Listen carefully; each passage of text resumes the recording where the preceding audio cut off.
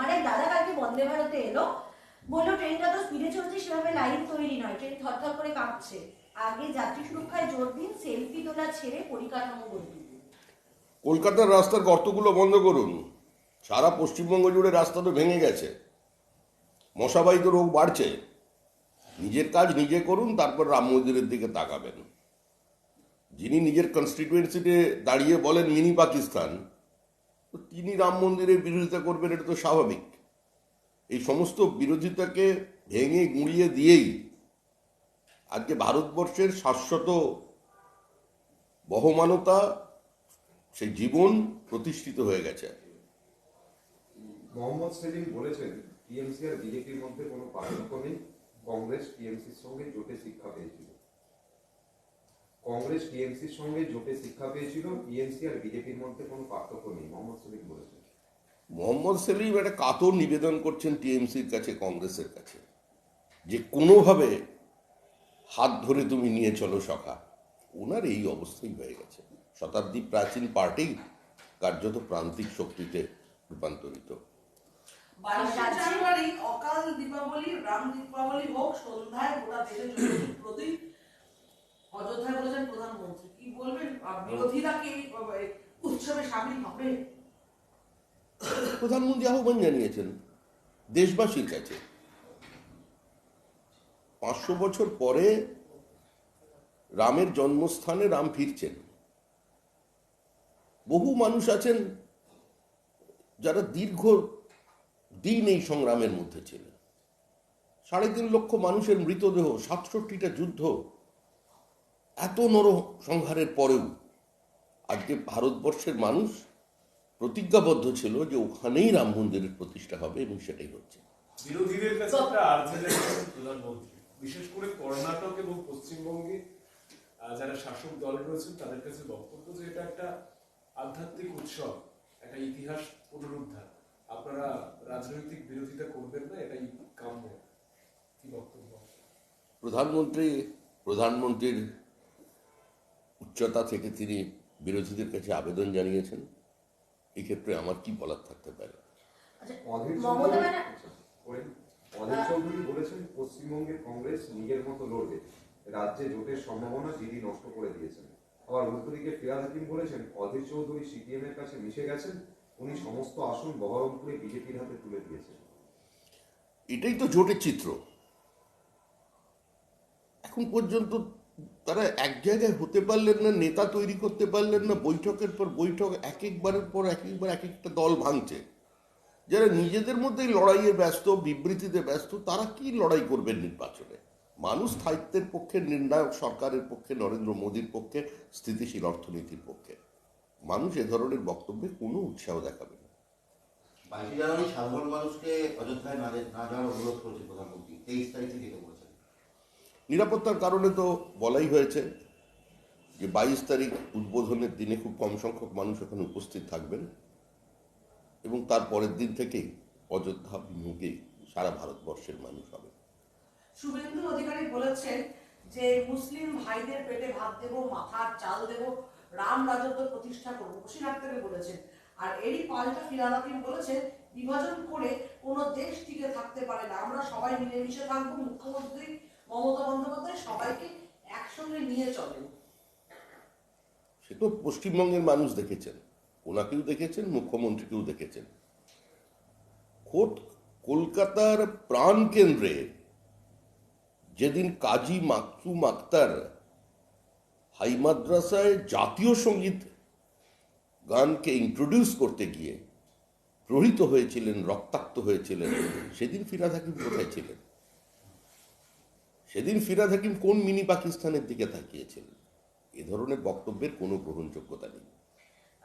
ফিরহাদ হাকিম বলছেন যে মুখ্যমন্ত্রী মমতা বন্দ্যোপাধ্যায়ের যে ডেভেলপমেন্ট, সেটাকে ভয় পাওয়া হয়েছে, সেই জন্যই প্রজাতন্ত্র দিবসে বাংলার ট্যাবলো বাদ দেওয়া হয়েছে। মমতা ব্যানার্জির কাজ প্রচারে এলে মোদির উপরে মানুষ বিশ্বাস হারাবে, এই ভয়ে বাংলার ট্যাবলোকে বাদ দেওয়া হয়েছে। দেখুন, বারবার বাংলার ট্যাবলো বাদ পড়ছে কেন? এর তো একটা নির্দিষ্ট পদ্ধতি আছে, একটা নির্দিষ্ট ডিসিপ্লিনের মধ্যে থেকে এটা করতে হয়।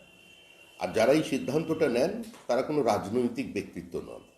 তো স্বাভাবিকভাবেই প্রশাসনের যারা এই দায়িত্বে ছিলেন তাদের সঙ্গে, তাদের থিমের সঙ্গে পশ্চিমবঙ্গের যে ট্যাবলো পাঠাচ্ছেন তার একটা পার্থক্য কোনো জায়গায় থেকে গেছে, সেই জন্য সেটা জানানো হয়নি।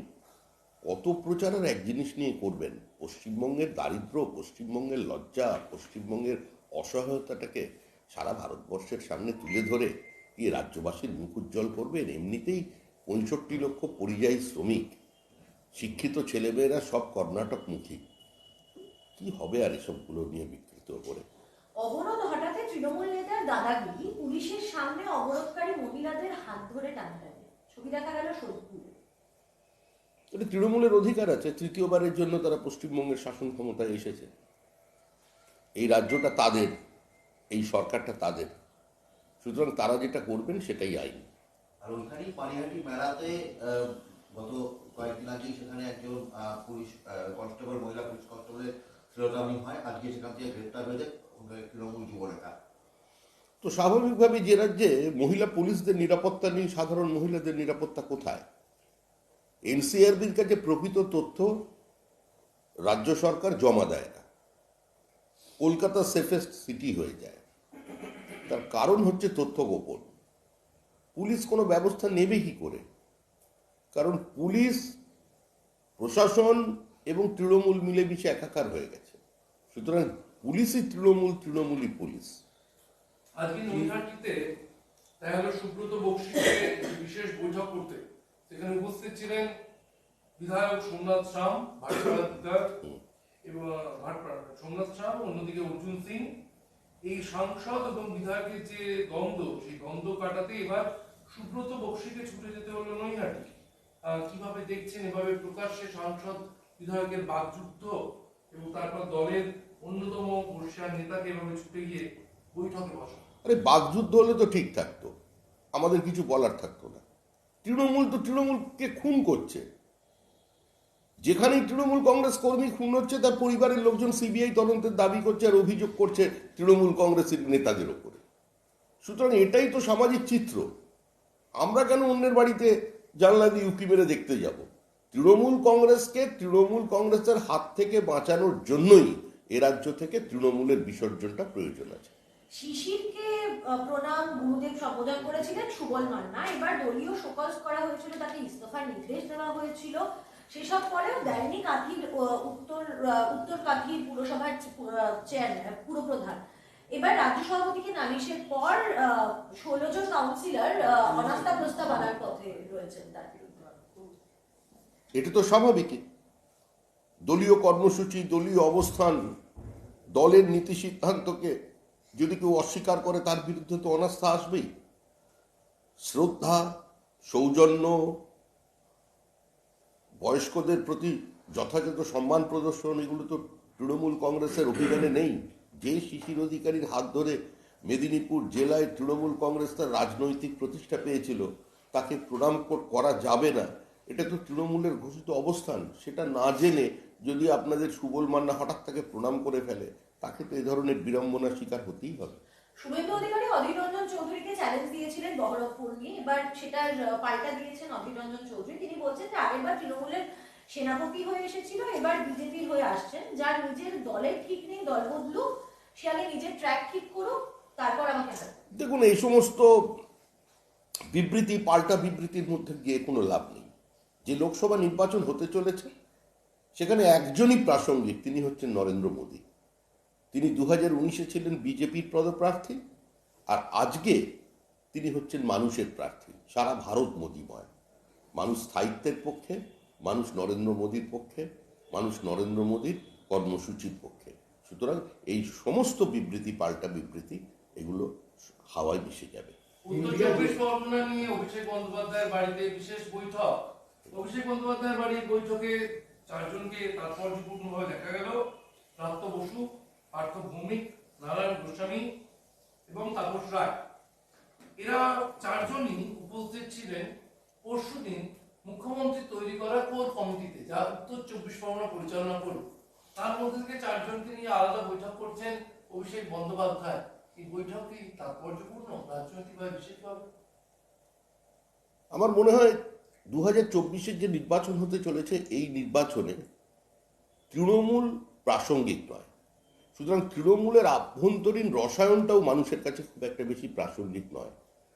যখন এই নির্বাচনটা দেশের স্থায়িত্বের নির্বাচন, আধুনিক ভারতের নির্বাচন, সে সময় কার বাড়িতে তৃণমূলের কোন নেতা যাচ্ছেন, আবার ওই কোর কমিটিতে জায়গা না পেয়ে কে কার মমতা ব্যানার্জির স্তুতিগান করছেন, এগুলো নিয়ে মানুষের কোনো উৎসাহ নেই।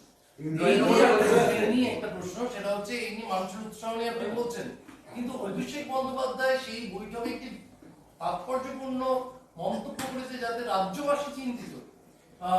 এই বৈঠক সূত্রে জানা যাচ্ছে অভিষেক বন্দ্যোপাধ্যায় কেবলমাত্র ডায়মন্ড হারবারেই লোকসভা নির্বাচনে প্রচারে থাকতে চাইছেন যদি দল তাকে অন্য কোথাও যেতে নির্দেশ না দেয়। দলীয় নির্দেশ ছাড়া ডায়মন্ড হারবার ব্যতীত বা তাকে যে লোকসভা কেন্দ্রে কন্টেস্ট করতে হবে, মনে করা হচ্ছে ডায়মন্ড হারবার, তার বাইরে যেতে চাইছেন না অভিষেক বন্দ্যোপাধ্যায়। দেখুন, মানুষ তৃণমূলকে অভিষেক বন্দ্যোপাধ্যায়, মমতা বন্দ্যোপাধ্যায়, ফিরহাদ হাকিম এই ধরনের টুকরো টুকরো নামে আলাদা আলাদা করে দেখেন। মানুষের কাছে তৃণমূল একটা গোল ফুটবলের মতো, যার স্পর্শ মানুষ পেয়েছে। মানুষ নিজের জীবন দিয়ে প্রায় 2 দশকের বেশি সময় ধরে তৃণমূলের ভালোবাসার স্পর্শ পেয়েছে। সুতরাং মানুষ ঠিক সময় ঠিক কাজ করবেন। কেউ পশ্চিমবঙ্গের ভিতরে প্রচারে যেতে পারেন। আমরা তো জানি সর্বভারতীয় দল, তো কেন শুধু পশ্চিমবঙ্গের মধ্যে, কেন উত্তর পূর্বাঞ্চলে নয়, কেন উত্তরপ্রদেশে নয়, কেন ত্রিপুরায় নয়, কেন? এগুলো তো আমাদের প্রশ্ন। ইন্ডিয়া জোট সারা ভারতে থাকবে, পশ্চিমবঙ্গের তৃণমূল কংগ্রেস লড়াই করবে। তো হয়ে গেছে। বিজেপিকে তৃণমূল কংগ্রেসে শিক্ষা দিতে পারে টিএমসি নেত্রীর অবস্থান। কি বলবেন পশ্চিমবঙ্গে ইন্ডিয়া জোটের ভবিষ্যৎ নিয়ে? আমরা তো জোট চাই, আমরা তো চাই ওরা একসঙ্গে রোজ একে অন্যের বিরুদ্ধে বিবৃতি দিয়ে প্রাসঙ্গিক হবার চেষ্টা করছে। এগুলো কিছুই নয় সংবাদ মাধ্যমে বেঁচে থাকা। মমতা বন্দ্যোপাধ্যায় জানেন জোট বলে কিছু নেই, সারা ভারতবর্ষে জোটের কোনো অস্তিত্ব নেই। অধীর চৌধুরীও সেটা জানেন, মোহাম্মদ সেলিমও সেটা জানেন, কিন্তু বামপন্থীদের একটু আবেগটা বেশি, শেষ মুহূর্ত পর্যন্ত চেষ্টা করে যান। এটার জন্য ধন্যবাদ। প্রধানমন্ত্রী বলছেন যে আজকের দিনটা ঐতিহাসিক, কারণ আজকের দিনে নেতাজি সুভাষচন্দ্র বসু আন্দামানে জাতীয় পতাকা তুলেছিলেন। তাহলে কি বাংলা তার নিজের ছেলেকে ভুলে গেছে প্রধানমন্ত্রী মনে রেখেছে? সুভাষচন্দ্র বসুকে শুধু বাঙালি বানিয়ে দিলে সুভাষচন্দ্র বসুর কালোজয়ী সত্তাকে খণ্ডিত করে দেওয়া যাবে। সুভাষচন্দ্র বসুকে কংগ্রেস ইতিহাস থেকে মুছে ফেলবার চেষ্টা চালিয়ে গেছে, আর সেই কংগ্রেসেরই গর্ভ থেকে জন্ম নিয়েছে তৃণমূল কংগ্রেস। তাদের অবস্থান প্রত্যেকের জানা। ভারতবর্ষের প্রকৃত জাতীয়তাবাদী যারা ছিলেন, কংগ্রেস তাদের গ্রহণ করেছে কিন্তু অবলম্বন করেনি। যেখানে প্রয়োজন হয়েছে তাদের ছবি ব্যবহার করেছে, কিন্তু তাদের পুরো কর্মকাণ্ডটাকেই তারা বর্তমান প্রজন্ম থেকে লুকিয়ে রেখেছে। নির্বাচনের আগে যে রাজ্যে রাষ্ট্রীয় স্বয়ংসেবক সংঘের দুজন অন্যতম প্রধানের আবির্ভাব, একজন মোহন ভাগবত, অন্যজন দত্তাত্রেয় ঘোষপালে, বিরোধীরা বলছে যে ভোটের আটঘাট বুঝে নিতেই রাজ্যে এরকম আরএসএস এর মাথারা আসছে এবং এসে তাদের বিভিন্ন বিশিষ্ট জনের বাড়ি যাওয়া। এবার মোহন ভাগবত ইতিমধ্যেই কল্যাণ চৌবের বাড়িতে পৌঁছে গিয়েছেন, বাড়ি যাবেন আগামীকাল অভিনেতা ভিক্টর ব্যানার্জি। এবছর অন্যতম একটি বাংলা সিনেমায় তাকে যেখানে অভিনয় করতে দেখা গিয়েছে। নতুন কোন সমীকরণ? দেখুন, নির্বাচন থাকলে তো তাহলে কারোর বাড়ি থেকেই বেরোনো যাবে না।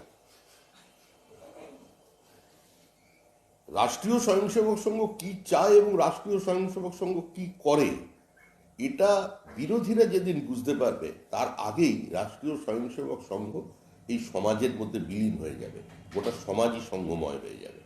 সুতরাং রাষ্ট্র স্বয়ংসেবক সংঘের কর্মকাণ্ড, তার সরসংঘ চালক, তিনি কোথায় যাবেন, কিভাবে যাবেন, সেটা আর যাই হোক, রাজনীতির আঙ্গিকে যারা দেখবার চেষ্টা করেন, মানুষ তাদের বারবারই প্রত্যাখ্যান করেছে এবং তাদের অপ্রাসঙ্গিক করে দিয়েছে। আলিমুদ্দিনের অন্দরের খবর, আগামী লোকসভা নির্বাচনে 80% নতুন মুখ ছাত্র যুব প্রার্থী দিতে চাইছে সিপিআইএম। মীনাক্ষী, শতরূপ, সায়নদীপ, সৃজন, ঐশী, দীপশিখা, এদের নাম উঠে আসছে। কিভাবে দেখছেন? ভালোই, প্রত্যেকেই চিনি, ভালো ভালো ছেলে নির্বাচনে প্রতিদ্বন্দ্বিতা করবে, করার অধিকার প্রত্যেকের আছে। যদিও তাদের অন্তর্মহল নিয়ে আমাদের খুব একটা উৎসাহ নেই, কারণ আমরা জানি যে শূন্যের সঙ্গে শূন্যের যোগফলও শূন্য, শূন্যকে শূন্য দিয়ে গুণ করলে তার ফলও শূন্য। All India State Government Employees Federation 12ই ফেব্রুয়ারি অল ইন্ডিয়া স্ট্রাইক ডেকেছে। আরেকবার All India State Government Employees Federation তারা 12ই ফেব্রুয়ারি ভারত জুড়ে ভারত বন্ধ ডেকেছে। কেন্দ্রের জনবিরোধী নীতি, সরকারি কর্মচারীদের বঞ্চনা, রাজ্যের মহার্ঘ ভাতা থেকে শুরু করে আরো বেশ কিছু দাবি দাওয়াকে কেন্দ্র করে এই ধর্মঘটের ডাক। রাজ্যের মহার্ঘভাতা কারা বন্ধ করে রেখেছে? কেন্দ্রীয় সরকারের সঙ্গে তার সম্পর্ক কি? এরা মোটামুটি ডাকে, প্রতি বছরে একটা নিয়ম করে ডাকে, যেরকম প্রতি বছরে সিপিআইএম একটা করে ব্রিগেড করে, এদেরও একটা ভারত বন্ধের ডাক দেয়। এদের দোকানটাই বন্ধ হয়ে গেছে বামপন্থীদের, ভারত বন্ধ চেষ্টা করছে। চাকরির অপেক্ষায় বাংলার কয়েক হাজার বঞ্চিত তরুণী, নতুন বছরে কি অপেক্ষা শেষ হবে? 24-এ কি চমৎকার হবে? কি চমৎকার করবে? এই সরকার স্বচ্ছতার মধ্যে দিয়ে মানুষের মেধার মর্যাদা দিয়ে কোনো নিয়োগ করতে পারবে না। নতুন সরকার আসুক, তাহলে এদের সমস্যার সমাধান হবে। ওই একটা প্রশ্নের উত্তর ঠিক হলো না। প্রধানমন্ত্রী যে কর্ণাটক এবং পশ্চিমবঙ্গের কথা বললেন, মানে রাজনৈতিক বিরোধিতাটা কি এমন পর্যায়ে পৌঁছেছে বলে আপনি মনে করেন যে ভারতবর্ষের গৌরবের সঙ্গে, ভারতবর্ষের ইতিহাস গাথার সঙ্গে যুক্ত যে বিষয়, সেখানে প্রধানমন্ত্রীকেও বারবার বলতে হচ্ছে যে আপনারা বিরোধিতা করবেন না? এটা আপনাদের কাছে কাম্য ছিল? মানে রাজনীতিবিদ না, আমাদের কাছে কাম্য, আমাদের কাছে কাম্য, কারণ আমরা দীর্ঘদিন এই আন্দোলনের সঙ্গে আছি। বিরোধিতার ব্যবস্থাটা আমরা দেখেছি, বিরোধীদের অবস্থাও দেখেছি, এবং তার সঙ্গে বিভিন্ন শব্দচয়নও শুনেছি। আগে তো বলতেন যে বিজেপির এটা একটা ভাওতা, কোনোদিনই রাম মন্দির হবে না, মন্দির ওহি বানায়েঙ্গে মগর তারিখ নেই বলেঙ্গে, এইটাই স্লোগান ছিল। হচ্ছে তো, তারিখ দিয়ে দিয়েছি তো আমরা, 22শে জানুয়ারি। জগন্নাথের রথ চলবেই, ভাগ্যবানেরা হাত ছুঁয়ে নেবেন। প্রধানমন্ত্রীর উদারতা থেকে এত আক্রমণ, এত তির্যক বক্তব্যের পরেও তিনি সকলকে এক করতে চাইছেন। আমার আগে রাম মন্দির নিয়ে তৃণমূল কংগ্রেসের নেত্রী বলেছেন, আমি এই বিষয়ে কিছু জানি না। রাম মন্দির নিয়ে তৃণমূল কংগ্রেসের এই অবস্থান, উনি তো 3 দিন আগে বলেছেন, আমার মনে হয় এতদিনই জেনে গেছেন, আমার মনে হয় উনি জেনে গেছেন এত 22শে জানুয়ারি। একটা এক্সটেনশন কি নতুন বছরে কি তাহলে বকেয়া ডিএ পাওয়া যাবে? ডিএ নিয়ে যে বকেয়া রয়েছে, নতুন বছরে কি তাহলে বকেয়া ডিএ মিটবে? মুখ্যমন্ত্রী তো বলেছেন এটা ঐচ্ছিক, মুখ্যমন্ত্রী যদি ইচ্ছা হয় তাহলে দেবেন। কিন্তু রাজ্যের অর্থনৈতিক হালহাকিকতা যেটা, সেখানে দাঁড়িয়ে রাস্তা ভাঙা সারাতে পারছেন না, মূলধনী খাতে ব্যয় অর্ধেক করে ফেলেছেন, কোথা থেকে ডিএ দেবেন? মুখ্যমন্ত্রী দিতে পারবেন না। নতুন সরকার আসুক, নতুন সরকার এলে কেন্দ্রের হারে পশ্চিমবঙ্গের সরকারি কর্মচারীরা, পেনশনভোগীরা ডিএ পাবেন। সোশ্যাল মিডিয়া উত্তাল, নচিকেতা চক্রবর্তী কনসার্টের মধ্যে হঠাৎ করে রাম জন্মভূমিকে কেন্দ্র করে তিনি গানের মধ্যে বিদ্রুপ করে বসলেন, বা অভিযোগ তিনি বিদ্রুপ করে বসলেন।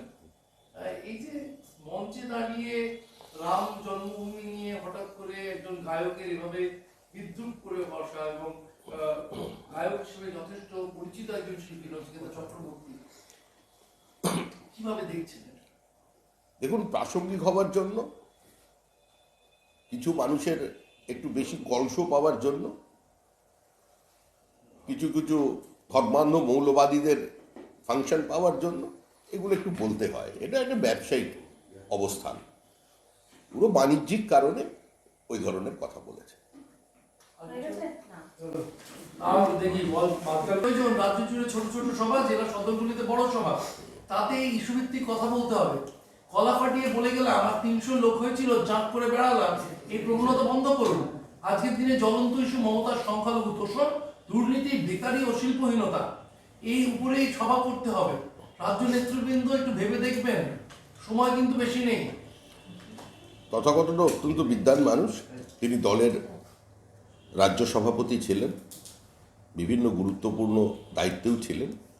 তিনি যে ইস্যুগুলোকে চিহ্নিত করেছেন, নিঃসন্দেহে সেগুলো জ্বলন্ত। তার উপদেশটা, তার ভেবে দেখার পরামর্শটা পার্টি অবশ্যই ভেবে দেখবে। এই একটা আছে, নিরাপত্তাহীনতায় ভুগছেন আরাম। পায়েসে মারতে চাইছে না, তৃণমূলই ওকে মারতে চাইছে।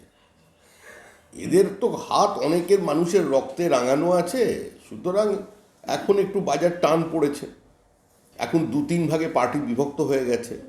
বেলা শেষে তৃণমূল যেখান থেকে পারে সেখান থেকে ঝোল নিজের দিকে টানার চেষ্টা করছে, সেই জন্য ভয় পেয়েছে।